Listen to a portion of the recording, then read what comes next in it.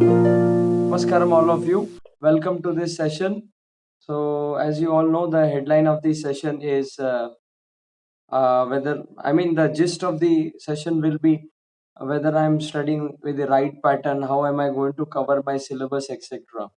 So, before starting, I would just like to request all of you to, put on your cameras as per your comfortability because smile has a lot of power. And last year, I remember taking a session for 2020 batch, and because there was COVID, so we had a lot many online sessions with them in different aspects with respect to different aspects. So the first session which we had, we discussed the importance of smile in that. So I just would like to request all of you to please put on your cameras as per your comfortability, and then we can start with the meeting. With the discussion. Okay, this is Mumukshu Patel from Bhavnagar right now, is it? Okay, Bhavnagar. Huh. Okay, Bhavnagar. Pranali, then Pooja, then Sumit, then Ariza, then Namah, Snehal, and Anshuraj. So we have all these participants. क्या क्या चालू कर करके चले गए क्या?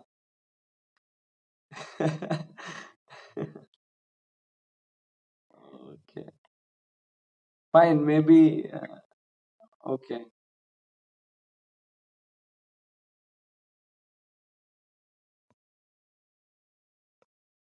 सुमित गायब हो हाँ हाँ हाँ सुमित का चालू है. I was scrolling through the screen, next slides. So just Badri got connected. Okay, very good. One more person getting connected. I don't know who is. Sumit.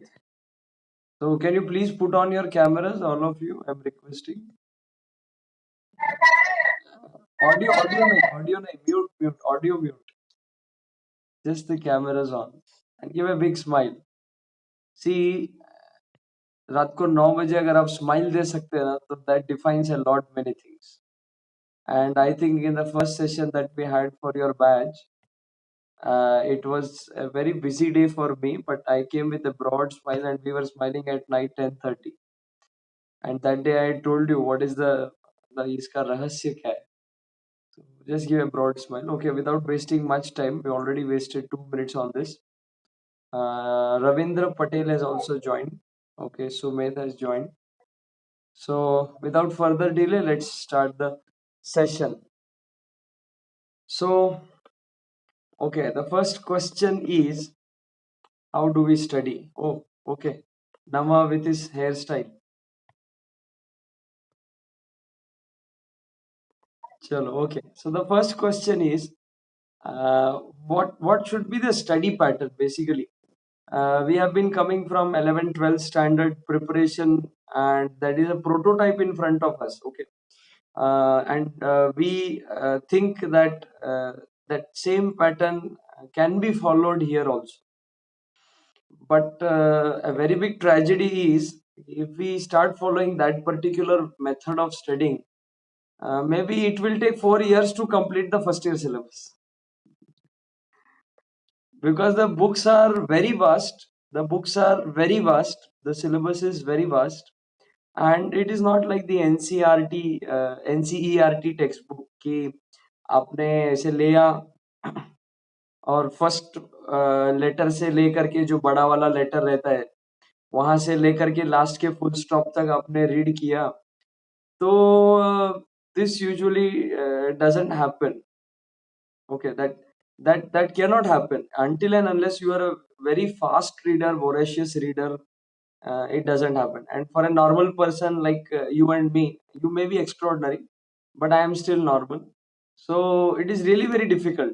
It is really very difficult to cover all that amount of syllabus in such a small amount of time. Because now you see कि 2 महीने हो गए और सामने क्या है, first internals है. तो तुम्हारे मेडिकल करिकुलम का, मेडिकल करियर का ये फर्स्ट इंटरनल एग्जाम है।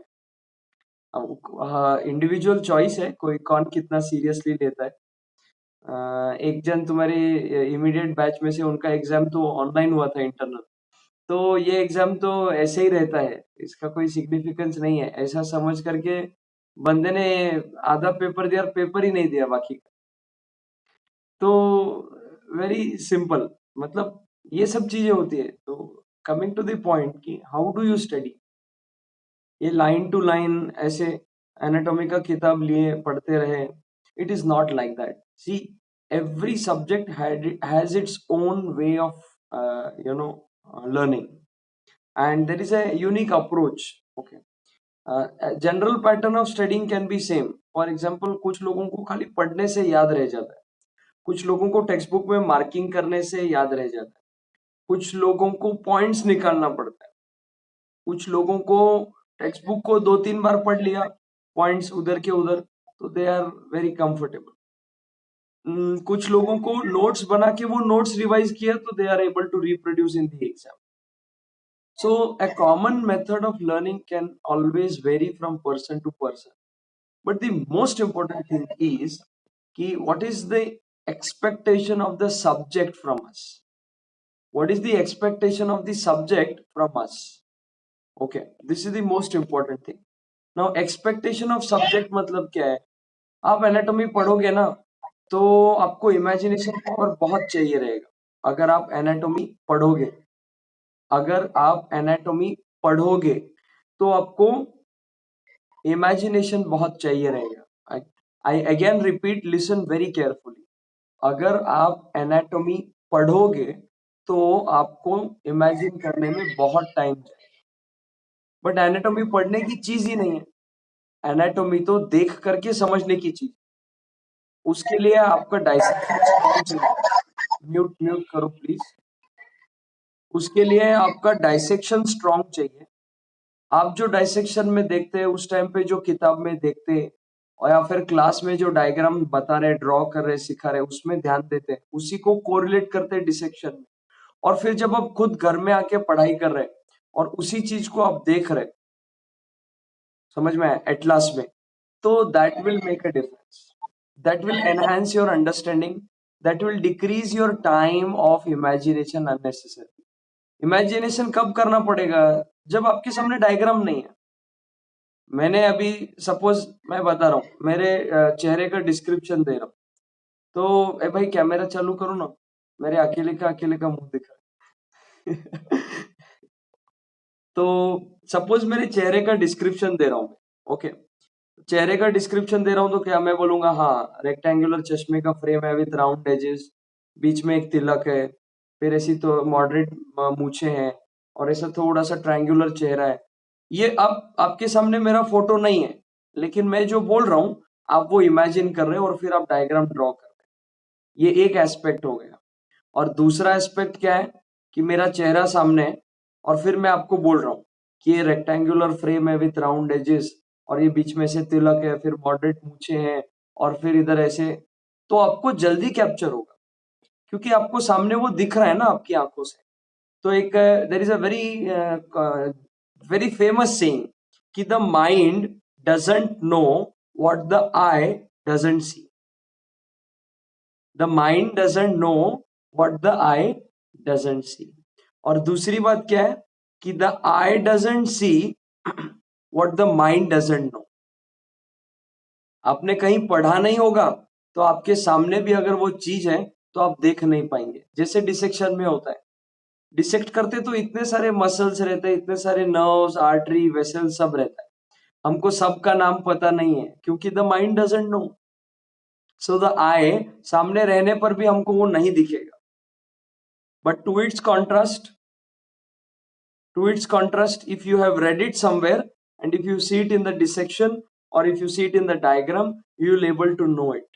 And when you know it, when you see it with your eyes, वो पक्का हो जाएगा, the mind will know it forever. So this is how anatomy should be learned always. आपका एक term हो गया है लेकिन आपके अभी 2 टर्म बाकी है। बराबर है ना, सेकेंड टर्म के पहले का और प्रीलिम के पहले का। तो अभी आपका हार्डली 30-40% या उससे भी कम था। एनाटॉमी में तो अपर लिम और थोरैक्स बोल रहे हैं ना, तो हार्डली 20-30% सिलेबस कंप्लीट हुआ है आपका। अभी lower limb, abdomen, pelvis, HNF, neuro anatomy, सबसे इंपॉर्टेंट एस्पेक्ट्स ये बाकी है। तो कहने का ये मतलब है कि अभी बहुत स्कोप है। अभी जो चीजें हमने नहीं की है वो हम रेक्टिफाई कर सकते हैं। कमिंग टू फिजियोलॉजी, अभी दो चीजें, एक कि फिजियोलॉजी इज अ प्रोसेस, मतलब फंक्शनिंग ऑफ द बॉडी। तो खून ब्लड वेसल में से कैसे बह रहा है, फिर इसको ब्लॉक आ गया तो कैसे होगा, और फिर सपोज अगर तुमको अभी सीवीएस चालू किया है, उसमें ब्लड प्रेशर का बारे में अगर if they have started teaching you, तो what is blood pressure, pressure of the blood on the vessel wall, how it is, what it is, that everything you have to imagine, na? You just can't read and know. So you have YouTube to see the videos, not for explanation and the whole lecture. To see the pictorial presentation, you can use YouTube. But to understand and remember physiology, you have to read first thing, and second thing, you have to remember it as a story. You have to remember it as a story. Okay, for example आपने action potential जो अभी आपको हुआ है वो लिया, तो action potential में क्या ध्यान रखोगे कि उसको स्टिमुलस मिलता है।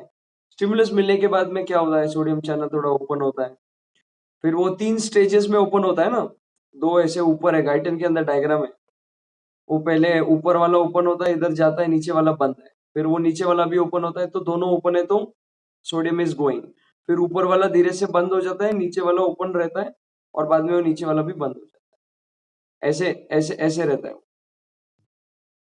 ठीक है ना। तो अभी मैं इधर हाथों से एक्सप्लेन नहीं कर पा रहा हूँ, but if it is on board और पेन और paper I would have explain. तो कहने का क्या मतलब है कि इतने माइन्यूट डिटेल्स मेरे को 4 साल के बाद में भी क्यों याद है, क्योंकि हमने वो पढ़े, समझे, उसको लिखा, ड्रॉ किया, तो ध्यान में रह गया। समझ में आया ना। तो ये फिजियोलॉजी पढ़ने का तरीका है, उसको आप स्टोरी फॉर्मेट में ध्यान रखो। कैसे याद रहता है कि मेरे फ्रेंड ने मेरे को मैसेज भेजा था, फिर 2 दिन तक उसने रिप्लाई नहीं दिया, फिर मैं शाम को खाना खा रहा था, तब मेरे को 8 बजे मैसेज आया, और फिर उसने ऐसे लिखा, फिर मैंने ये किया, फिर वो किया, और फिर हमारा झगड़ा हो गया, फिर मैंने फोन पे बात किया, फिर ठीक हो गया। ये कैसे याद रहता है सब। या फिर हम एएफएमसी में सिल आउट्स में गए, और सिल आउट्स में फिर हमने ये किया, फिर हमने वो किया, फिर हम फ्रेंड्स के साथ बाहर खाने के लिए गए, और फिर उधर मॉल में हमको ये दिखा। ये कितना नेगेटिव मेमोरी है जो हमारे दिमाग में से मतलब मेरी बात ध्यान रखो, हमारे को मेमोरीज काम नहीं आते, हमको काम आता है एक्सपीरियंस।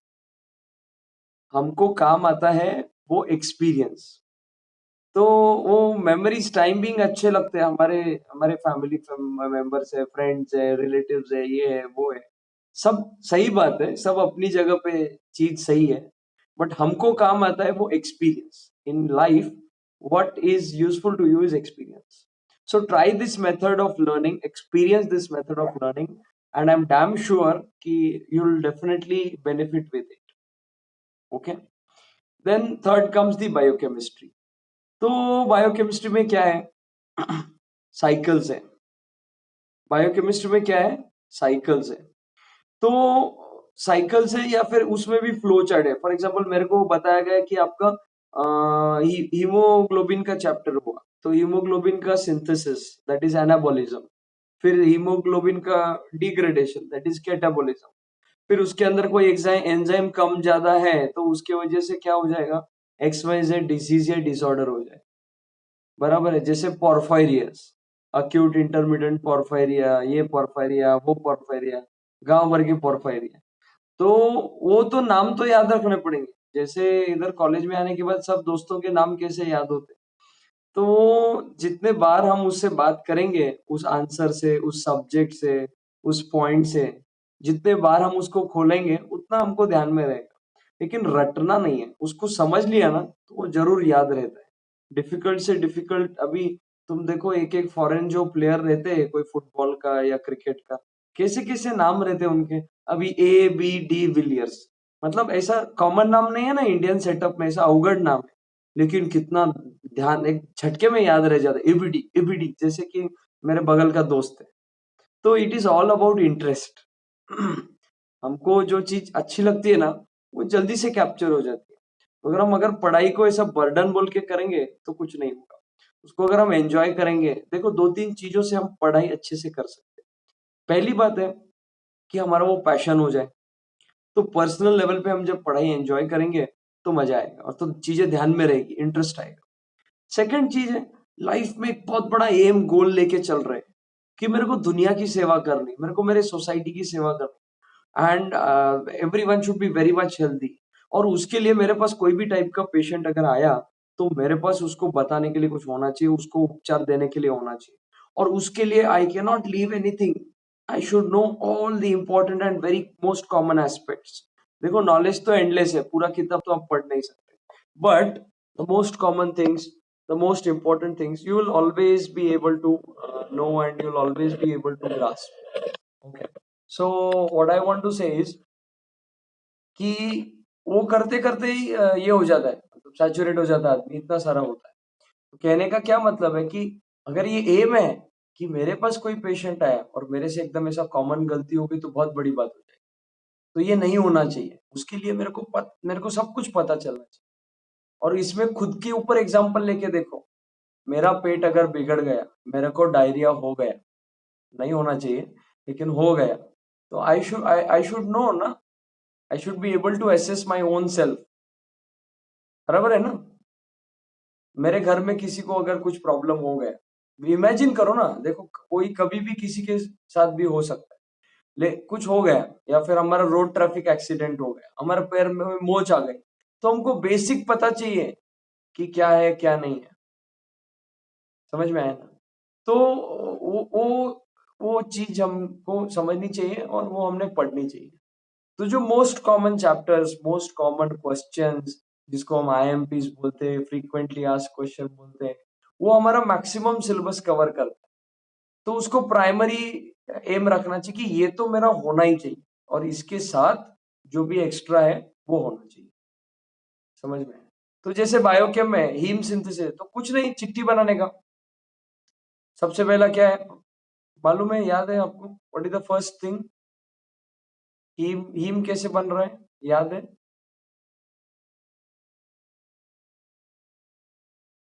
हाँ, मुमुक्षु wants to say something. Ravindra wants to say something. Yes, Ravindra. Yes. Haemoglobin का ब्रेकडाउन बताया, उनका सिंथेसिस अभी के बाद। अरे पढ़ाया नहीं मतलब हमारे बॉडी में तो रोज होता है। पढ़ाया नहीं ऐसा नहीं बोला मैंने, अभी नहीं पढ़ा है। फिजियो में हीमोग्लोबिन का सिंथेसिस पढ़ा है, उनका सर हीमोग्लोबिन का ब्रेकडाउन पढ़ा है, इनका ग्रॉसली नाम से बोल दो। हीम और ग्लोबिन एक साथ आते हैं और उसके अंदर आयन जाता है, आयन कंटेंट इनकॉर्पोरेट होता है और हीमोग्लोबिन तैयार हो गए। और ब्रेक होता है तब हीम अलग होता है, ग्लोबिन अलग होता है। इट्स मतलब वेरी बेसिक। ये तो 12th स्टैंडर्ड का स्टूडेंट भी बताए। बस इसमें क्या क्या स्पेसिफिक नाम है मॉलिक्यूल्स के, नाम ही है ना बायोकेमिस्ट्री। बायो मॉलिक्यूल्स से जो हमारा मेडिकल साइंस का ब्रांच डील कर रहा है, दैट इज बायोकेमिस्ट्री। तो थोड़े वो नाम पता चाहिए, जैसे एबीडी विलियर्स पता है, या फिर सिमंड्स पता है। तो वैसे थोड़ा चिट्ठी रखने का, अपनी नोट्स की चिट्ठी रखने का शॉर्टकट, और उसको फिर आते जाते देखते रहने का, तो अपने आप से याद रहे। अब ये हो गया how to study each and every subject. अभी सबसे इंपॉर्टेंट एस्पेक्ट क्या है? सबसे इंपॉर्टेंट एस्पेक्ट ये है कि हर एक का अप्लाइड हमको पता चाहिए। मेरे को रेडियल नाव का ओरिजिन पता है, फिर उसका कोर्स पता है, उसके रिलेशन पता है, वो किस किस को सप्लाई करे, सब पता है। लेकिन मेरे को रेडियल नाव पॉलिसी हो गया तो क्या होता है, ये अगर नहीं पता है तो मेरे को जितना पता है उसका कोई उपयोग नहीं, उसका कोई उपयोग नहीं है। तो हम जो भी पढ़ रहे हैं, just ask A question, why? ये मैं क्यों पढ़ रहा हूं, इसका क्या उपयोग है? समझ में आया? ये मैं क्यों पढ़ रहा हूँ, इसका क्या उपयोग है, इससे क्या होने वाला है, ये चीज हमको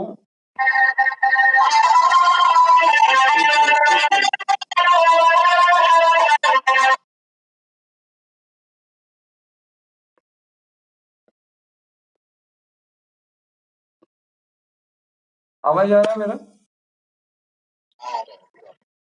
तो ये मैं क्यों पढ़ रहा हूँ, इसका क्या उपयोग है, इसका क्या एप्लीकेशन है, ये हर सब्जेक्ट का पता चाहिए। और बहुत कॉमन सेंस से हम इस चीजों को सोच सकते हैं। Am I audible? Okay. So what was I saying? हाँ, तो we should know the application. We should know the application of what we are studying. That's most important. So I was telling you the example of radial nerve, right? So similarly, if you take biochemistry, suppose if you take the heme metabolism, I'm giving you the example of hemoglobin because वो आपको सिखाया गया। मैं आपको अभी nucleosides का example दूंगा या फिर कोलेस्ट्रॉल सिंथेसिस वाला एग्जांपल दूंगा तो आपको समझेगा नहीं। अभी मैं आपको हीम का एग्जांपल दे रहा हूँ क्योंकि आपको वो सिखाया गया है। तो हीम का एग्जांपल लिया, सपोज उसके हीमोग्लोबिन सिंथेसिस के अंदर एक आधा एंजाइम अगर मिसिंग है, तो एंजाइम मिसिंग है तो क्या होगा, जो ऊपर वाला कंटेंट है रिएक्टेंट, उसका अमाउंट बढ़ेगा, उसके आगे जो प्रोडक्ट बनने वाला है उसका अमाउंट कम होगा। तो इसका कम होने की वजह से इसका नॉर्मली जो रोल होता है वो नहीं होगा, इसके वजह से उसको सिम्टम्स होंगे। और ऊपर वाला जो एक्सेस हो गया उसके अक्यूमुलेशन की वजह से सिम्टम्स होंगे। वही तुमको क्लिनिकल फीचर्स में लिखना है। तो जब आप पढ़ते तो उसको कोरिलेट करो, इतना ही है। एक्चुअली ये क्वेरी कल या परसों, शायद कल ही एक जन ने रेज की थी कि वो सिम्टम याद ही नहीं रहते। मैं I was asking them about porphyrias. या फिर आप अगर हीमोग्लोबिन ब्रेकडाउन देख रहे हो, जॉन्डिस है, 3 टाइप्स ऑफ जॉन्डिस है, right? Pre hepatic, hepatic, post hepatic, या फिर आपके बायोकेम के बुक के हिसाब से ऑब्स्ट्रक्टिव, हीमोलाइटिक और करेक्ट। बोलो मुमुक्षु, सुमित, कौन बोलेगा? रविंद्र, नमा, बद्री, रुकवई, अंशुराज, कौन बोलेगा? What is the third type of jaundice? One is obstructive, second is hemolytic, third is hepatic. Yes, किसने आंसर किया? बद्री ने। Okay, very good. तो हाँ, ओके, म्यूट कर दो माइक। तो कहने का मतलब है कि ये 3 चीजें। तो फिर अभी ऑब्स्ट्रक्टिव में क्या होगा? अभी उसमें डायरेक्ट, एक में डायरेक्ट बढ़ता है, इनडायरेक्ट कम बढ़ता है। दूसरे वाले में इनडायरेक्ट ज्यादा बढ़ता है, डायरेक्ट कम बढ़ता है। और एक ऐसा है जिसमें दोनों बढ़ते हैं। तो ये लॉजिकली ध्यान में रखने का ना, हीमोलाइसिस मतलब क्या? बन तो बहुत रहा है लेकिन ब्रेकडाउन भी बहुत हो रहा है। तो उसका कॉन्जुगेशन हुआ है क्या? वो लिवर में एंटर करने के पहले ही उसका क्या हो रहा है? ब्रेकडाउन हो रहा है, लाइसिस हो रहा है। एंड लिवर की कैपेसिटी से ज्यादा, कॉन्जुगेशन की कैपेसिटी जो लिवर की है उससे ज्यादा ब्रेकडाउन हो रहा है, तो liver is not able to conjugate. तो फिर कौन सा ज्यादा रहेगा? इनडायरेक्ट ज्यादा रहेगा, बिल्कुल। हिपैटिक है, हिपैटिक है तो लिवर की बेसिक कैपेसिटी नहीं है कॉन्जुगेट करने की। और अगर ऑब्स्ट्रक्टिव है तो क्या हो रहा है? लिवर कॉन्जुगेट तो कर रहा है लेकिन आगे क्या हो रहा है? ऑब्स्ट्रक्टेड है, तो डायरेक्ट वाले का अमाउंट ज्यादा रहेगा। तो ऐसे समझ के कोरिलेट करके उसको अगर हम पढ़ते हैं तो एप्लीकेशन बेस्ड, तो हमको बहुत ज्यादा यूजफुल होता है। तीसरी इंपॉर्टेंट बात यह है कि हम थोड़ा सा ग्रुप डिस्कशन के ऊपर या फिर एक दूसरे को एक्सप्लेन करने के ऊपर थोड़ा भर दें हमारे पढ़ाई के तरीके। एक एक लोग बहुत जीनियस होते हैं, उनको उनका उनका पढ़ के समझ जाता है। लेकिन अभी का ट्रेंड क्या चला है, अपने को ज्यादा समझ में नहीं आता है, अपन यूट्यूब बाबा को खोल के बैठते हैं और बस वो जो दिखाता है वो अपन देखते हैं। We are hampering our brain, our capacity to think and understand. My dear friends, please understand this कि हमने 11 12 स्टैंडर्ड तक यही किया है। जो हमको कोचिंग वाला बता रहे हैं हम वो समझ रहे हैं, सीख रहे हैं और बस वही हम पढ़ रहे हैं। We are in a very professional field. वहां पे देखो, किताबों में जो ट्रीटमेंट के प्रोटोकॉल रहते हैं वो सब रहते हैं, that is all a different story. But when a live patient comes to you, every patient is unique. समझ में आया ना? एकदम जो आइडियल गाइडलाइंस है वो के वो फॉलो नहीं होते कभी। समझ में आया? तो वो के वो फॉलो नहीं होते हैं ऑलवेज, समझ में आया? तो उधर we have to use, and I understand कि दिस इज मोस्ट इम्पोर्टेंट, आप समझ में? तो ऐसा सब है। तो कहने का मतलब है कि थोड़ा डिस्कशन करिए, तो एक किसी को फटाक से समझ में आया या जिसको समझ में आया उसने एक्सप्लेन किया, कोई डाउट है तो एक दूसरे को पूछा। सबकी थिंकिंग कैपेबिलिटी अलग रहती है, अंडरस्टैंडिंग, हर एक का पॉइंट ऑफ व्यू अलग रहता है। एक ही स्टेटमेंट को एक जन एक पॉइंट ऑफ व्यू से देख रहा है, दूसरे दूसरे, तो अपना पढ़ाई करने का, और दिन में आधा घंटा 1 घंटा, लेकिन very it should be very proper discussion, मतलब इधर उधर की बातों का डिस्कशन नहीं होना चाहिए, एकदम पिन पॉइंट डिस्कशन होना चाहिए पढ़ाई का। और डिसाइड करो कि ये टॉपिक को हमको डिस्कस करना है, ये टॉपिक सब लोग पढ़ के आओ। तो तुम रूममेट्स का ग्रुप कर सकते हैं, तुम्हारे दूसरे कोई फ्रेंड्स है उसका ग्रुप कर सकते हैं, तुमको जैसा अनुकूल है, जिसके साथ कंफर्टेबल है, जिसके साथ तुम्हारे पढ़ाई करने का रिदम मैच होता है, उसके साथ कर सकते हैं। तो और वो पॉसिबल भी होना चाहिए तुम्हारे को हॉस्टल में, समझ में है? तो उस हिसाब से आप पढ़ सकते हैं, अच्छा होगा। और नोट्स बनाने की आदत रखो, क्योंकि पूरा टेक्स्ट बुक नहीं पढ़ सकते, कुछ लोगों को ऐसे टेक्स्ट बुक के पन्ने पलट के याद रह जाता है, मुझको तो नहीं रहता है। और सबसे इम्पोर्टेंट और लास्ट बात जो मैं बताना चाहता हूँ पोर्शन कंप्लीट करने के एस्पेक्ट में, तो वो ये है कि पोर्शन खत्म ही नहीं होता है, हम पहले लाइन से लास्ट के लाइन तक पढ़ते रहते। शॉर्ट नोट और लॉन्ग क्वेश्चन, स्टोरी क्या है याद रखो कि क्या है, सपोज लॉन्ग क्वेश्चन आप पढ़ने के लिए लिए, फॉर एग्जाम्पल आपने लिया अल्नार नर्व, या फिर आपने लिया क्यूबाइटल फोसा, या फिर आपने लिया शोल्डर जॉइंट, या फिर आपने लिया हीमोग्लोबिन सिंथेसिस, या फिर आपने लिया डिग्रेडेशन ऑफ हीमोग्लोबिन, ऐसे लॉन्ग क्वेश्चन कुछ आपने दिया, या फिर एक्शन पोटेंशियल का पूरा सब जो भी है उससे जुड़े हुए क्वेश्चन, ऐसा कुछ आपने लिया, ठीक है? या फिर nerve muscle contraction, nerve muscle conduction of your impulse, ये लॉन्ग क्वेश्चन आपने लिया। तो लॉन्ग क्वेश्चन का टारगेट रखो कि मेरे को, अभी आपके 15 दिन है ना एग्जाम के लिए, तो लॉन्ग क्वेश्चन का टारगेट रखो कि मेरे को 20 मिनट में या मैक्सिमम 30 मिनट में खत्म कर। तो पहले 5 से 10 मिनट में क्या करोगे, उसके हेडलाइन को देखने का, वो चैप्टर के अंदर क्या क्या दिया है, क्या क्या कवर होता है वो देखो, उसके पॉइंट्स देखो क्या क्या कवर होता है, और उसको मार्क करो। फास्ट रीडिंग करने का, समझे या ना समझे, इंपॉर्टेंट लगना चाहिए। देखो प्रोफेशनल फील्ड में क्या है, आप उस चीज से रिलेटेड जो भी लिखते हैं आपको मार्क्स मिलता है, मार्क्स का टेंशन मत लो।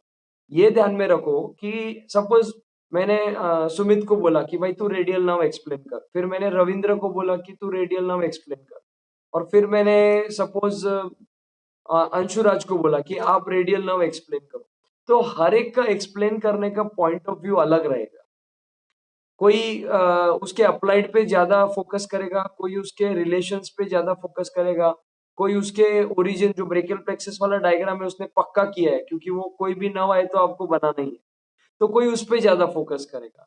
तो it will vary from an individual to another individual, so you don't have to worry about that. You see to it that you cover maximum important and significant points of any of the answers, and you don't skip in any of the linking points of the answer. तो आपको complete knowledge रहेगा और आपको फटाफट cover होगा। आप उसको पढ़ते बैठेंगे नॉवल के जैसे, तो पढ़ने में भी लेट होगा, समझने में भी लेट होगा, और टाइम भी फटाफट जाएगा और याद कुछ नहीं रहेगा। तो थोड़ा स्मार्ट वर्क करना चाहिए कि वो पहले 10 मिनट में फट-फट देखने का, क्या-क्या है, नया टर्मिनोलॉजीज़ है, नहीं समझ में आ रहा है, बिल्कुल लोड नहीं लेने का। उसको मार्क करने का कि ये इम्पोर्टेंट लगता है, कुछ तो ये देखना पड़ेगा। ये 5 से 10 मिनट में एलएक्यू के लिए करने का। उसके अगले 10 मिनट 15 मिनट तक क्या करने का, जो पॉइंट्स आपने नोट किए या मार्क किए, उसको लिख लेने का कि ये क्वेश्चन आया तो मेरे को ये पॉइंट्स इस तरीके से लिखना है। फिर उसका फ्लो चार्ट बनाओ, निमोनिक बनाओ, डायग्राम बनाओ, कुछ भी करो, और अगले 5 मिनट में उसको रिवाइज कर लेगा कि ये ऐसा ऐसा ऐसा है। तो ये 25 से 30 मिनट में आप एक एलएक्यू कंप्लीट करो।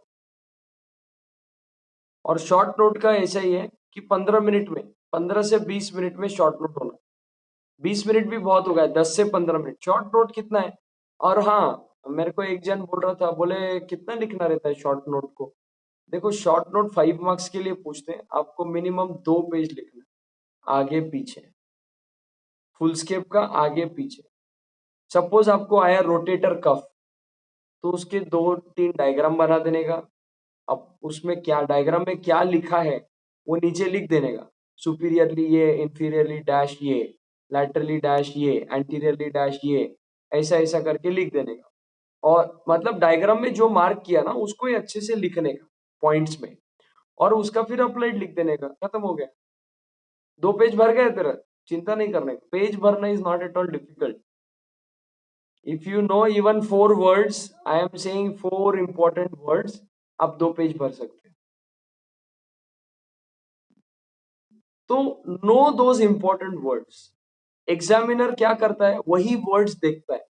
आपको अगर नर्व मसल फिजियोलॉजी में मायस्थेनिया ग्रेविस पूछा है, तो मायस्थेनिया ग्रेविस के वो डायग्राम ड्रॉ करेगा कि मायस्थेनिया ग्रेविस में रिसेप्टर कम हो जाते हैं।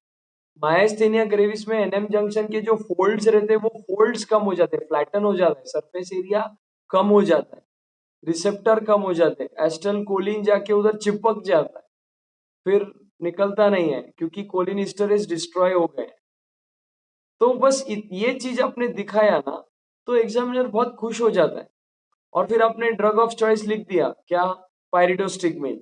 अदर ड्रग्स में लिख दिया नियोस्टिगमिन। अदर ड्रग्स में और दूसरे एग्जाम्पल लिख, फाइसोस्टिगमिन। और सबसे अच्छा कौन सा है, टी हाफ उसका ज्यादा है ये है। और फिर ड्रग देने के बाद क्या होता है, थोड़े फोल्ड्स बढ़ जाते हैं, थोड़े रिसेप्टर्स बढ़ जाते हैं। ये डायग्राम ड्रॉ किया ना तुमने, बहुत हो गया।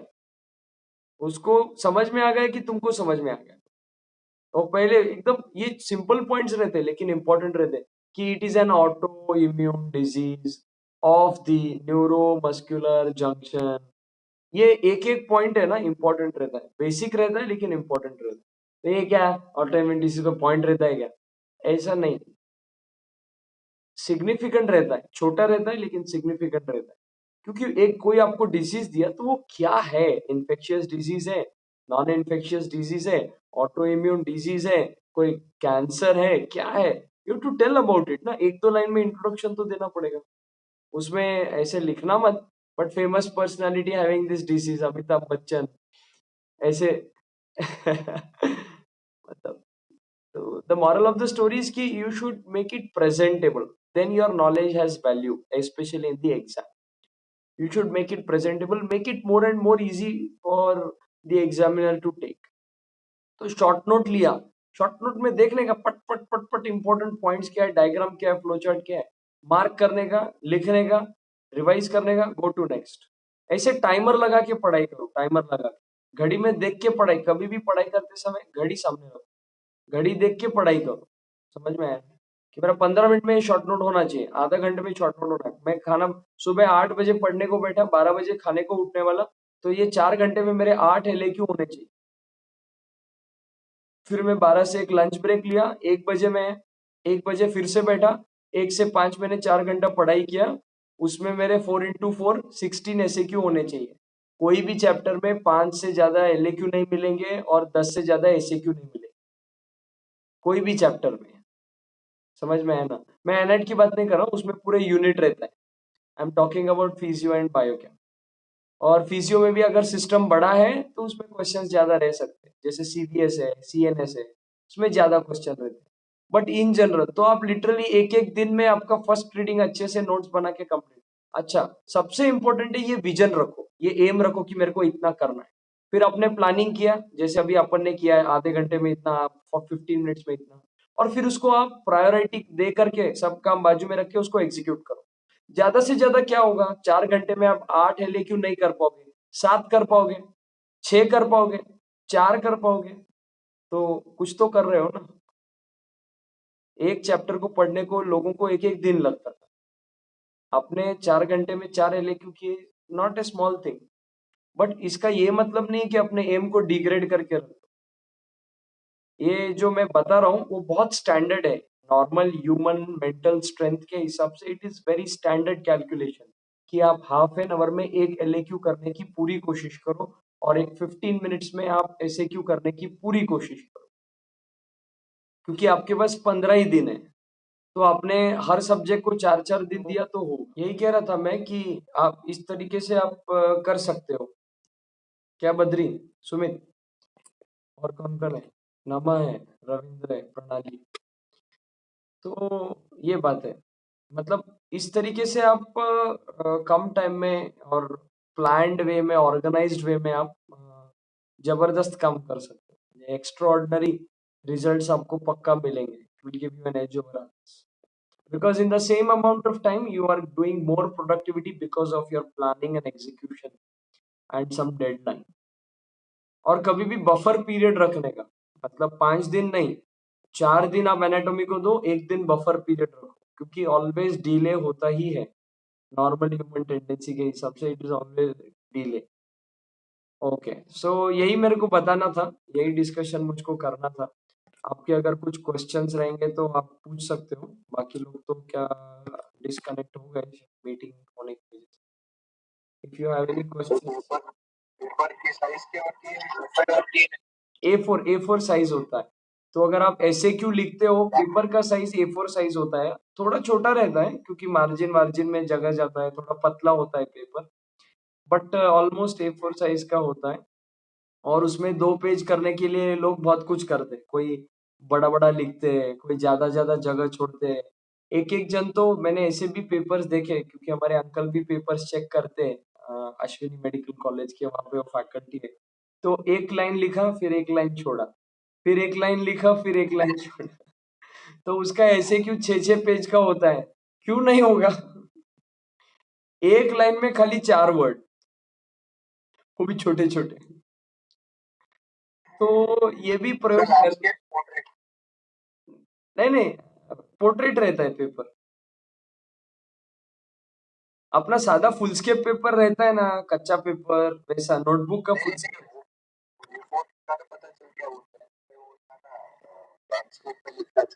नहीं नहीं नहीं, वो तुम्हारा मॉडल अलग है। हमारे इधर महाराष्ट्र में खड़ा है, पोर्ट्रेट में लिखते हैं।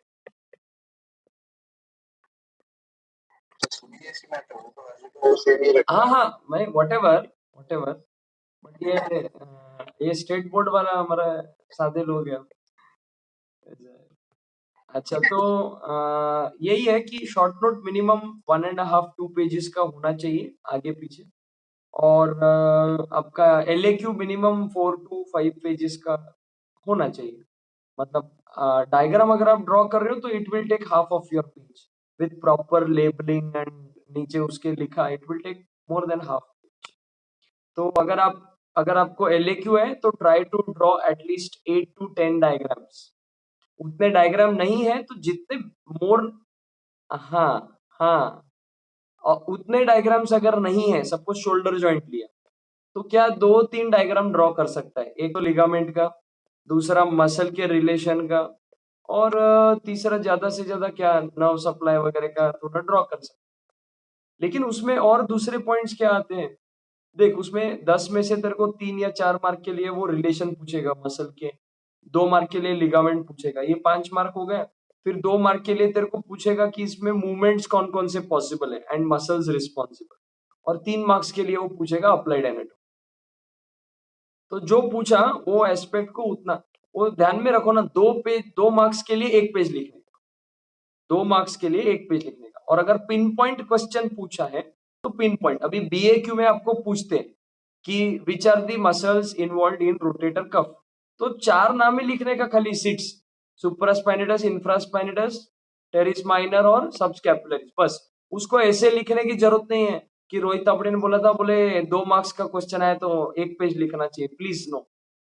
BAQ should be very pinpoint. BAQ should be very pinpoint. BAQ should be very pinpoint. SAQ should be 1.5 to 2 pages, and LAQ could be 4 to 5 pages. अगर मैक्सिमम कंटेंट 3 ही पेज का है तो तुम LAQ भी 3 ही page लिखोगे, तुम उससे ज्यादा कुछ नहीं कर सकते। But try to cover, make your answer more and more presentable, more and more ऐसा प्रेजेंटेबल, और ऐसे फ्लो चार्ट्स में, डायग्राम्स में ऐसे करके आप उसको, और जो इंपॉर्टेंट पॉइंट्स है उसको अलग हेडलाइन दो, थोड़ा अंडरलाइन करो। पेन से ही करने का, पेंसिल से करने का टाइम नहीं है। और डायग्राम एनाटॉमी में ड्रॉ करते तो पेंसिल से डायग्राम ड्रॉ करो, और आर्टरी को रेड कलर के पेंसिल से दिखाओ, वेन को ब्लू कलर के पेंसिल से दिखाओ, नर्व को येलो कलर के पेंसिल से दिखाओ, मसल को ब्राउन कलर के पेंसिल से दिखाओ, लिगामेंट को ग्रीन कलर के पेंसिल से दिखाओ। कलर पेंसिल्स लेके जाओ, कंपलसरी एनाटॉमी के एग्जाम में कलर पेंसिल लेके जाने का। और एनाटॉमी का डायग्राम जब ड्रॉ करते हैं, आप देखना कि अपने चैनल के ऊपर भी है केवाईएस के, मैंने लास्ट ईयर जो ऑनलाइन लेक्चर लिए थे। तो जैसे फॉर एग्जांपल ये मेरा मुंह है, आप मेरे को सामने देख रहे हैं ना, तो ये जो मेरा राइट है वो आपका लेफ्ट है, लेकिन ये मेरा तो राइट है, तो आप उसके बाजू में, डायग्राम के बाजू में ड्रॉ करने का रोड मैप कि this is superior, this is inferior, this is left, this is right. तो वो कंपलसरी ड्रॉ करने का, जब आप वो ड्रॉ करते तो उसका इम्पैक्ट क्या पड़ता है कि हाँ, ये बंदे को ओरिएंटेशन है कि ये डायग्राम क्या है, और ये खाली फेक नहीं रहा है डायग्राम कि किताब में डायग्राम है बस डायग्राम ड्रॉ कर दिया तो नंबर मिल जाएंगे। ही इज नॉट डूइंग, आपके अंडरस्टैंडिंग डेप्थ एग्जामिनर को समझ में आता है, उधर ही वो एकदम राजी राजी एकदम खुश हो जाता है। He will just flow marks on your paper, in your paper. तो मेक इट, उसको ये समझ में आना चाहिए कि आपको समझ में आ गया, बस इतना अगर आप करने में सक्सेसफुल हो गए तो 100% आपको अच्छे मार्क्स। तो all the very best for your preparation for exams. अभी बहुत सारे एक्टिविटीज चल रहे हैं, बट आपको मैं डिस्टर्ब नहीं कर रहा हूँ क्योंकि आप लोगों ने एग्जाम के लिए पढ़ना चाहिए, प्राइमरी चीज है। और एग्जाम होने के बाद फिर से काम पे लग जाएंगे, बहुत सारा काम है करेंगे, बट ये। और अपना एमसीक्यू का क्या होगा? एमसीक्यू का किसने पूछा? नमा ने पूछा क्या? किधर गया? कौन पूछ रहा है क्वेश्चन एमसीक्यू का? नमा सर। हाँ, तेरे आवाज में दम है रे, आवाज से पहचान। एमसीक्यू का कुछ नहीं होगा, लोड मत ले। बता था क्या, 20 में से 10 एमसीक्यू तो तू पक्का सॉल्व कर पाएगा। जो आप थियोरी पढ़ते हैं इंपॉर्टेंट क्वेश्चंस का, उसमें से ही मैक्सिमम ये होते हैं, मतलब एमसीक्यू क्वेश्चंस होते हैं। मैंने आज तक कभी एमसीक्यू के अलग से नहीं पढ़ा, right from first year to final year. समझ में आया ना? एमसीक्यू आपका मेन बल्क अगर पढ़ के हो गया तो आप एमसीक्यू के लिए अलग से पढ़ो। थोड़ा लॉजिकल विचार करने का, 100 में से 20 मार्क एमसीक्यू के लिए, बराबर है? 100 में से 20 मार्क एमसीक्यू के लिए, तो पहले तू 20 मार्क के लिए घसेगा या 80 मार्क के लिए घसेगा? 80। तो 80 मार्क में मैक्सिमम कवर करने की कोशिश करने का, उसमें 20 मार्क का बहुत कवर हो जाता है, एटलीस्ट 50% तो 100% कवर होता है। ये मेरा एक्सपीरियंस है छोटा सा। हाँ, उसको एकदम डिफिकल्ट एमसीक्यू ही निकालना है तो that is another story, but ये है। और बहुत टाइम एमसीक्यूज रिपीट भी होते हैं पास्ट ईयर के क्वेश्चन पेपर्स के। तो अगर आपको इच्छा होती है तो आप भलानी में से जाते जाते देख के जाओ, सिंपल। भलानी यूनिक, आप वाला आपके पास जो है वो नहीं है, पहले जो हमारे टाइम पे आता था यूनिक मिलता है, यूनिक का एक बुक स्टोर में मिलता है फर्स्ट ईयर का यूनिक, उसमें एमसीक्यूज होते हैं। लेकिन पहले 80 मार्क का पढ़ो, फिर 20 मार्क के पीछे पढ़ो। और जब आप 80 मार्क के लिए टेक्स्ट बुक पढ़ते हैं, नोट्स बनाते हैं ना, तो मेरे बात पर विश्वास रखो, आपका बहुत सारा पोर्शन कवर होता है। आपको ऐसा नहीं है ना कि मेरे को हर एक एमसीक्यू आना ही चाहिए, मेरे को एमसीक्यू में 20 में से 20 चाहिए, ऐसे नहीं। 10 12 15 मार्क मिले तो भी सेटिस्फाइड रहने का, ट्राई टू गेट मोर। मतलब अगर आपको एमसीक्यू सभी सॉल्व करना है तो आपने सब कुछ छोड़ के पहले लाइन से लास्ट के लाइन तक टेक्स्ट बुक पढ़ने के ऊपर भर देना चाहिए। मतलब उतना आपका फिर वो चाहिए कि मेरे से एक भी लाइन मिस नहीं होना चाहिए, उसमें से कहीं से भी टेक्स्ट बुक में से उन्होंने क्वेश्चन पूछा तो मेरे को आना चाहिए, ये होना चाहिए। बट उसमें कोई ये नहीं है कि वो एकदम रेयरेस्ट ऑफ रेयर सिंड्रोम और वो मेरे को पता ही चाहिए, ये नहीं। Be more practical rather than being theoretical and marks oriented. आप जो पढ़ रहे हैं वो आप बल्क को समझो, उसके अप्लाइड को समझो। ओके नमा, any other question? Sir OMR, OMR नहीं, ओएमआर होता है। हाँ, ओएमआर होता है। फिर you have to colour the circle, you have to. Negative marking नहीं होता ना? नेगेटिव नहीं रहता है कभी भी, एमसीक्यू खाली छोड़ के नहीं आने का। कुछ भी नहीं आया तो नियरेस्ट ऑप्शन तो ठोक के आने का। ब्लैंक एमसीक्यू छोड़ा मतलब it is considered as copy. अगर आपने उसको सर्कल नहीं किया, इट इज कंसिडर्ड एज, अपने कॉलेज में इतना नहीं है, लोड नहीं लेने का। यूनिवर्सिटी के रूल्स रहते हैं कि अगर आपने उसको सर्कल नहीं किया मतलब क्या, आपने किसी के लिए रख दिया जो उसको सर्कल करेगा। तो अगर आप सर्कल नहीं करे तो यूनिवर्सिटी बोलता है कि आपको उसको कट करना चाहिए, बट कट क्यों करते, फेंक के आओ ना। नेगेटिव मार्किंग नहीं है, नेगेटिव मार्किंग नहीं है, कभी भी एमसीक्यू छोड़ने का नहीं, कुछ तो कुछ लिख के आने का, 100% कुछ तो कुछ लिख के आने का, प्रतीक। ओके, कुछ तो कुछ लिख के ही आने का, उसका मार्क करके नियरेस्ट आंसर जो आपको लगता है और ये कहीं तो पढ़ा है, कभी तो याद आ रहा है, लिख के आओ ना।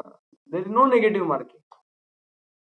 अच्छा, और पूछो, कितने बज रहे हैं? 9:53। Yes, any more questions you we have? मैंने प्रतीक नाम बोला और वो लड़का गायब हो गया। सबको एक एक बार पूछता मैं, मुमुक्षु आपको कुछ पूछना है, सुमित को कुछ पूछना है, बद्री को कुछ पूछना है, रविंद्र को कुछ पूछना है, नमक को कुछ पूछना है, स्नेहल एंड प्रणाली। तो if you have any question you can ask me. Yes, Snehal has asked some question. Please repeat your question.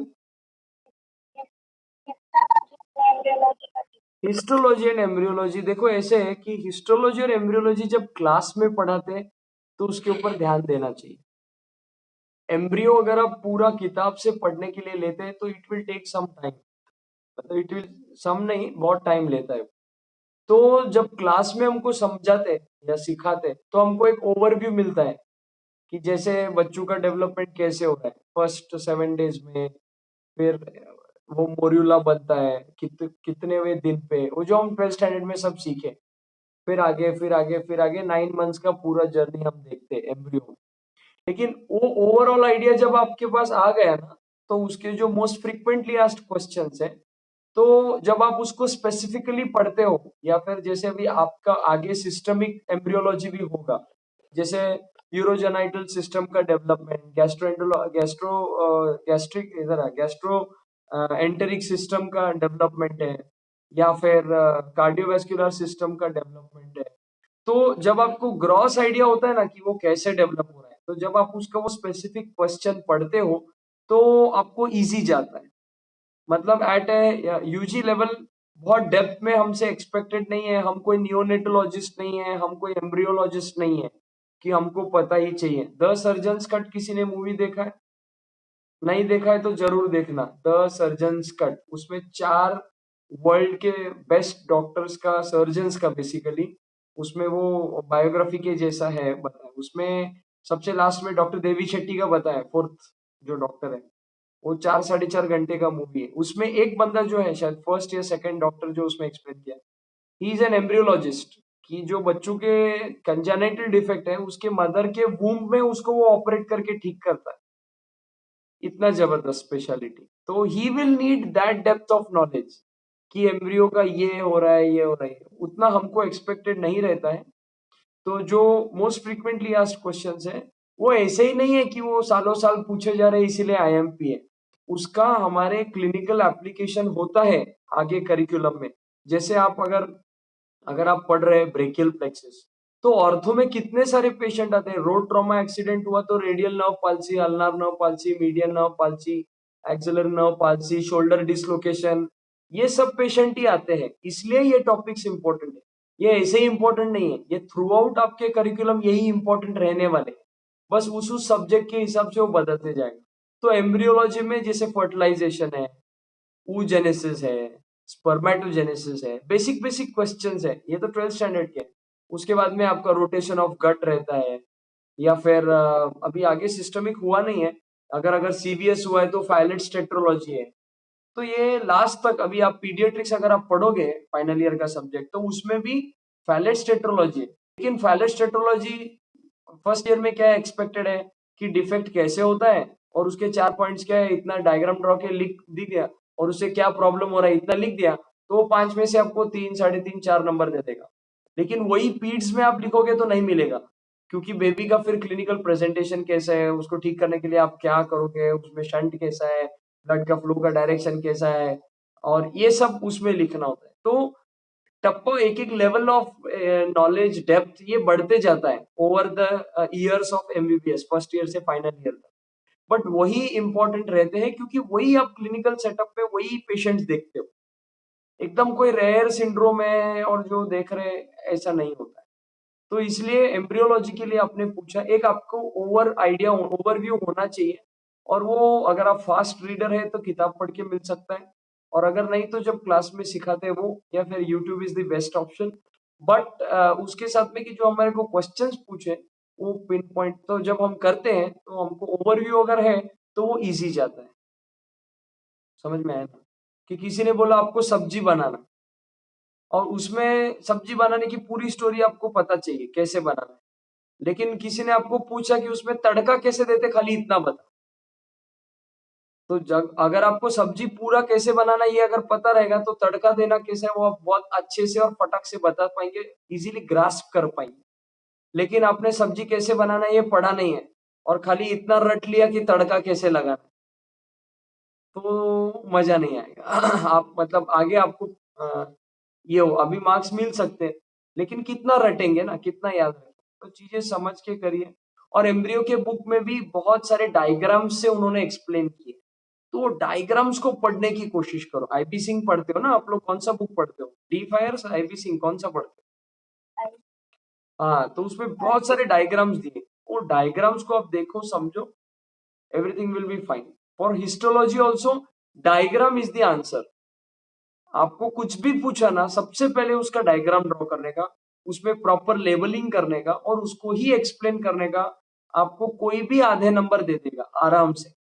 Suppose आपको पूछा है कि कट सेक्शन ऑफ मतलब transfer section of blood vessel, muscular artery, या फिर आपको इलास्टिक टिश्यू का पूछा है, तो उसके 4-5 लेबलिंग या 7-8 लेबलिंग आपको पता चाहिए ऐसे क्यू में लिखने के। समझ में आया? तो that is a must. Suppose आपको एओटा के ऊपर लॉन्ग क्वेश्चन आया, तो 10 मार्क के लॉन्ग क्वेश्चन में उन्होंने क्या पूछा, 2 या 3 मार्क के लिए उन्होंने उसका डेवलपमेंट पूछा, उसके बाद में उन्होंने उसके रिलेशंस पूछे थोरैक्स के अंदर 3 मार्क के लिए, फिर 2 मार्क के लिए उसका हिस्टोलॉजी पूछा 2-3 मार्क के लिए, और 2-3 मार्क के लिए उसका अप्लाइड पूछा। इस तरीके से पूछते हैं। समझ में आया?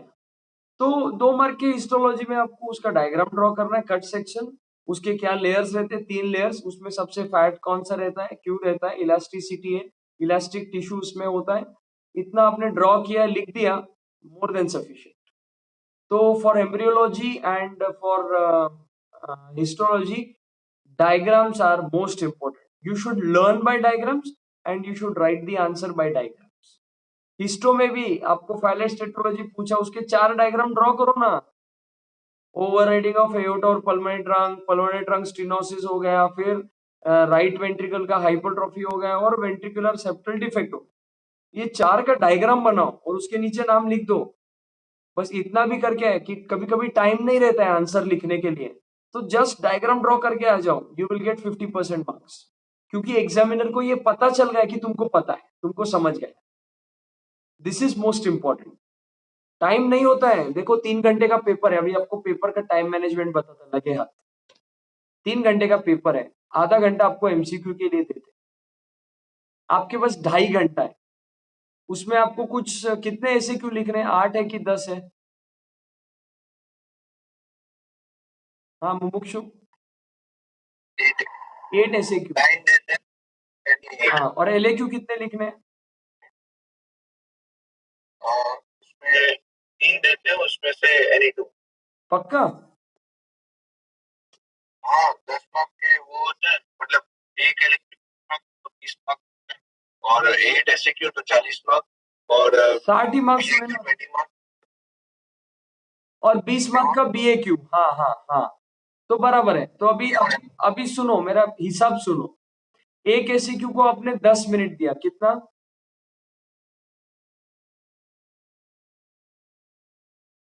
एक एसक्यू को 10 मिनट दिया, तो 8 एसक्यू लिखने के लिए 80 मिनट लगे। एक एलएक्यू डबल मार्क्स का है ना एसक्यू के, तो 20 मिनट दिया, तो एक एलएक्यू लिखने के लिए 20 मिनट, 2 एलएक्यू को 40 मिनट, 80 + 40 इज 120 मिनट्स। तो आपका एसक्यू एलएक्यू 120 मिनट्स मतलब 2 घंटे में हो गया, और एक बीएक्यू लिखने के लिए आपको 2 मिनट लग रहा है। ठीक है, तो अपने 10 बीएक्यू लिखना है, 20 मिनट लगे, तो 2 घंटा 20 मिनट, और ऊपर के 10 मिनट आप आपके हाथ में बफर पीरियड बोल के रखते हैं कि कोई ऐसे क्यों रह गया, कुछ लिखना रह गया तो, और आधे घंटे में एमसीक्यू। ये स्पीड से अगर आप लिखेंगे तो आपका पेपर कंप्लीट होगा, नहीं तो आपको आते हुए भी नहीं लिख पाओगे। घड़ी देख के पेपर लिखना है। बहुत डायग्राम आराम से, सुंदर डायग्राम, तू कितना भी सुंदर ड्रॉ कर, वो तेरे को उतने ही मार्क्स देने वाला, ज्यादा से ज्यादा आधा नंबर एक्स्ट्रा दे देगा। More important is you cover the entire paper. कभी भी कोई भी क्वेश्चन छोड़ के नहीं आने का।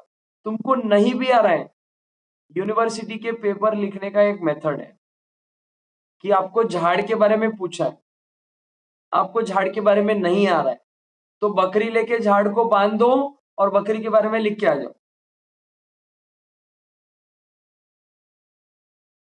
मैं क्या बोल रहा हूँ समझ में आ रहा है क्या आपको?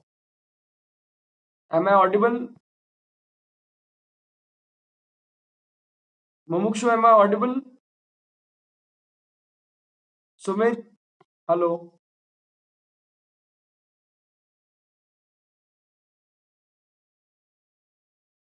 ऑडिबल? यस। ओके।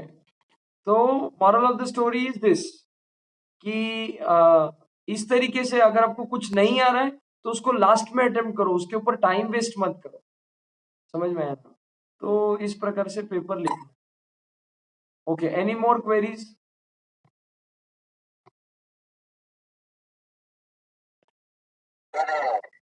प्रैक्टिकल्स का कैसे करना है, हिस्टोलॉजी और जब आप थियोरी पढ़ते हो तो आपका बहुत सारा प्रैक्टिकल एस्पेक्ट भी कवर होता है, स्पेशली फॉर एनाटॉमी।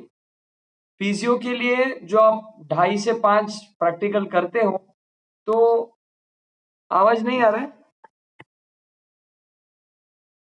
ठीक है, आप सुन लो, रिकॉर्ड हो रहा है तो फिर उसको हम अपलोड करेंगे तो बाद में आप सुन सकते हैं। हाँ सर, आ गया। हाँ, तो फिजियो का प्रैक्टिकल तो आप प्रैक्टिकल में करते ही हो ना, ग्राफ एंड चार्ट्स और क्लिनिकल एग्जामिनेशन और तुम्हारा हिमेटोलॉजी का। तो the journal is more than sufficient. If you go with the journal और आपको बेसिक थ्योरी का नॉलेज है तो फिजियो का प्रैक्टिकल आप आराम से कर सकते हो। बायोकेम में भी जो आप एक्सपेरिमेंट्स करते हो वो और उससे रिलेटेड जो थ्योरी का चैप्टर है बस उतना है। और एनएट में मैक्सिमम चीजें थ्योरी में कवर होती है। जैसे सॉफ्ट पार्ट्स का वाइवा पूछेंगे, हार्ड तुम्हारे बोन्स का वाइवा पूछेंगे, एम्ब्रियो के मॉडल्स रखेंगे, हिस्टो का स्लाइड्स रखेंगे, जो आप बंक करके हॉस्टल पे रहते थे ना, वो वाला। तो वो सब सीरियसली थोड़ा करना चाहिए। रिवीजन प्रैक्टिकल के लिए रिक्वेस्ट करो, है ना?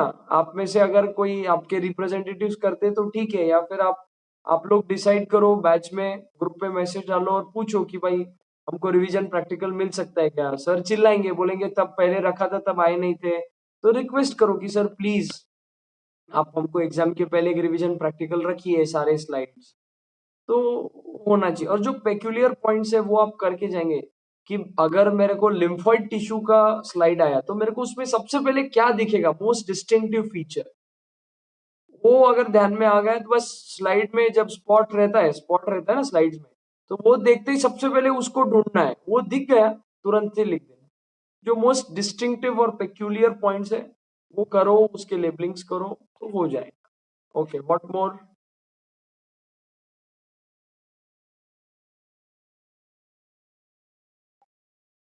वाइवा कर ऐसे करना। अभी तो बोला कुछ नहीं करने का, जो पढ़ा वो पढ़ के जाने का।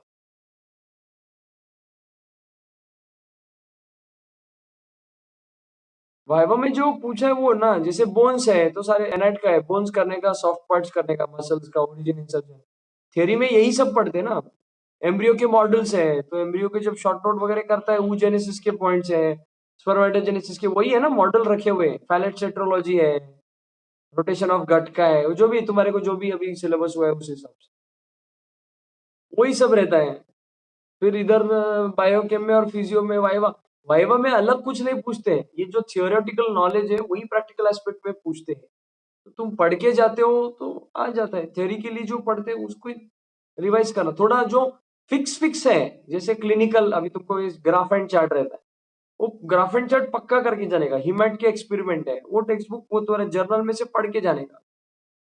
फिर आगे का है कि वाइवा उस पे जाएगा। सबको डब्ल्यूबीसी काउंटिंग आया है तुम्हारे को, ठीक है ना? डब्ल्यूबीसी का काउंटिंग आया तो पहले वो तेरे को मेथड पूछेगा कैसे किया, वो जर्नल के अंदर के क्वेश्चन पूछेगा, डाइल्यूटिंग फ्लूइड में क्या क्या है, वो तेरे किसके ऊपर तूने देखा, उसको क्या बोलते हैं, एरर हुआ तो कैसा होता है, क्या मेथड है, तेरे को दिखा क्या। फिर वो नहीं आ रहा है तेरे को, तू ब्लंडर मार रहा है तो वो पूछेगा, मतलब ब्लंडर मारने का नहीं, वो पूछेगा नॉर्मल डब्ल्यूबीसी काउंट कितना है, कम किस में होता है उसको क्या बोलते हैं, ज्यादा किस में होता है उसको क्या बोलते हैं, बहुत ज्यादा किस में होता है, ल्यूकोपीनिया क्या है, ल्यूकोसाइटोसिस क्या है ना, ल्यूकेमिया क्या है, कब बोलते हैं, और फिजियोलॉजिकली कब बढ़ता है, पैथोलॉजी कब बढ़ता है, इतना ही पूछता है। जो तेरे जर्नल में क्वेश्चंस दिए वही बेसिक है, उसके रिलेटेड थियोरेटिकल टॉपिक जो है वो पढ़ लेने का उतना उतना। और क्लिनिकल में बोलेगा पल्स मेजर करके दिखा, बीपी मेजर करके दिखा। हुआ है क्या तुमका, तुम्हारा क्लिनिकल शुरू हुआ है फिजियो में? हाँ, तो वो नहीं रहेगा। और बायोकेम में भी वही पूछेंगे, सपोज तुमको अभी यूरिन एबनॉर्मल यूरिन कंस्टिट्यूएंट्स है तो क्या क्या है, शुगर, तो शुगर रहता है तो उसको क्या बोलते हैं, ग्लूकोसूरिया बोलते हैं, ग्लाइकोसूरिया बोलते हैं। क्यों बोलते हैं, ग्लूकोज रहता है, कैसे टेस्ट करेगा, बेनेडिक्ट से टेस्ट करेगा, रिएजेंट क्या है, रिएक्शन क्या होता है, कितना शुगर रहने के बाद वो यूरिन में आएगा, कितना सिग्निफिकेंट है, कलर वैसा क्यों आता है, रिएक्शन किसका किसका होता है, ये सब पूछेंगे। मतलब वो जो है उसके रिलेटेड ही पूछेंगे, जो तुम्हारा तुम्हारे प्रैक्टिकल में जो करवाते हैं ना, उसी रिलेटेड पूछेंगे। ऐसा एक्स्ट्रा बहुत डेप्थ में हाई फाई कुछ नहीं पूछे। और बताओ, एनी मोर क्वेश्चंस?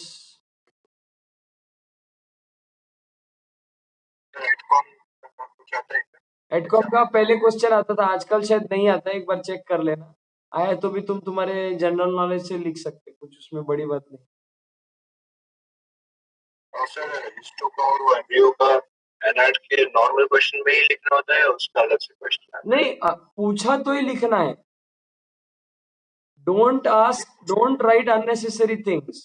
जो पूछा है, ब्लड सप्लाई पूछा, ब्लड सप्लाई लिखो, एम्ब्रियोलॉजी पूछा, एम्ब्रियोलॉजी लिखो, रिलेशंस पूछा, पूरा एलए क्यों नहीं लिखने का, शोल्डर जॉइंट में बहुत सारे पॉइंट है, मूवमेंट्स कौन से, विच मसल्स आर रिस्पॉन्सिबल, उसको ही 3 मार्क दे सकते हैं, रिलेशन का एक डायग्राम के लिए। कभी कभी शॉर्ट नोट आ सकता है, तुमको ब्रेस्ट हुआ है अपर लिम में, तो जस्ट तुमको शॉर्ट नोट आएगा अप्लाइड एनाटॉमी ऑफ ब्रेस्ट, तो उसमें लिम्फेटिक्स का डायग्राम ड्रॉ करने का, क्योंकि CA breast is most important, और उसके 4 पॉइंट लिखने का, CA breast, peau d orange, radial incision, और मैमोग्राम, मैमोग्राफी, पेट स्कैन, और वो मेटास्टेसिस कैसे होता है, लिम्फेटिक स्प्रेड कैसे होता है, बस इतना लिख दिया, उसको एक्सप्लेन किया। और वो किधर किधर जाता है tumour, if it goes to ovary it is called as Krukenberg's tumour, if it goes to the bone it goes through Batson's plexus, ऐसे सब, it goes to your brain tissue, bones, vertebra, ribs, और कहाँ पे जाता है, pelvic organs में spread हो सकता है, लंग्स में स्प्रेड हो सकता है, बस। तो उसमें applied anatomy of stomach, applied anatomy of breast पूछा है एसएक्यू में, और तुम उसका बाकी सब बताते बैठ रहे, रिलेशन और ये और वो, कोई मतलब नहीं है, समझ में? राइट ओनली, किताब में तो सब कुछ दिया होता है ना, तुम पूरा पेपर एक चैप्टर के ऊपर लिख सकते हैं। पहले पोस्ट ग्रेजुएट का जो एग्जाम होता था ना पीजी स्टूडेंट्स का, उसमें ऐसे आता था, खाली एक ही क्वेश्चन, उसके ऊपर 100 मार्क्स का क्वेश्चन, इडीमा, इडीमा के ऊपर 100 मार्क्स का लिखने का, पीजी पीजी स्टूडेंट्स का, पोस्ट ग्रेजुएट स्टूडेंट, ऐसा एग्जाम होता था पहले। 100 मार्क्स के लिए इडीमा को जो लिखना है लिख, 2 ही क्वेश्चन और कंपलसरी, ऐसा 200 मार्क का पेपर। तो उसका नसीब, अगर वो ईडीमा नहीं पढ़ के गया, और पीजी स्टूडेंट मतलब क्या है, उसका यूजी एमबीबीएस हो गया, पीजी हो गया, तो बेसिक तो सबको आता है, तो कुछ ना कुछ तो लिख ही सकते हैं। Okay, any more questions?